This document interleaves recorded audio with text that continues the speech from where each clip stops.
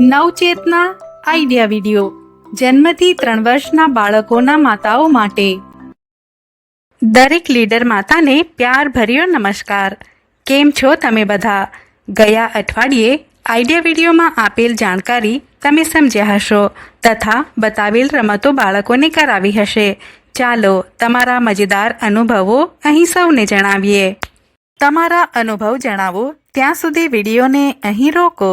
ચાલો હવે આગળની પ્રવૃત્તિ કરીએ જેનું નામ છે મળીને કંઈક કરીએ।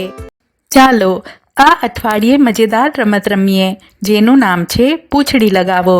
દરેક માતા ગોળમાં બેસે, વચ્ચે પક્ષી અથવા પ્રાણીનું પૂંછડી વગરનું ચિત્ર દોરો।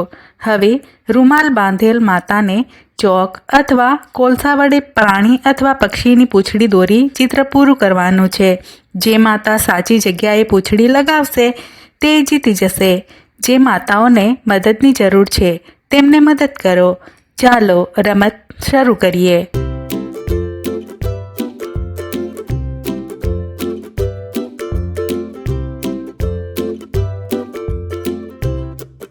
આ રમત રમો ત્યાં સુધી વિડીયોને અહીં રોકો। ચાલો હવે આગળની પ્રવૃત્તિ કરીએ જેનું નામ છે કંઈક નવું શીખીએ।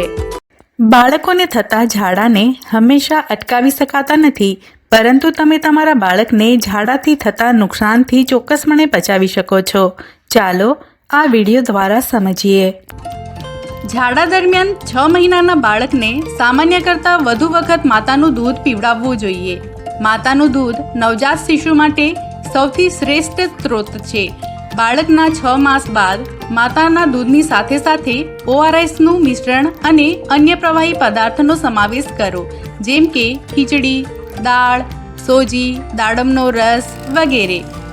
ઝાડા દરમિયાન બાળકને એક સમયે થોડું ખવડાવો, પરંતુ દિવસમાં વધુ વખત ખવડાવો। આ જાણકારી સમજીએ ત્યાં સુધી વિડીયોને અહીં રોકો।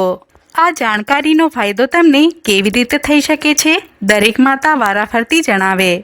ચાલો હવે આગળની પ્રવૃત્તિ કરીએ જેનું નામ છે ઘરે જઈને બાળકોને કરાવો।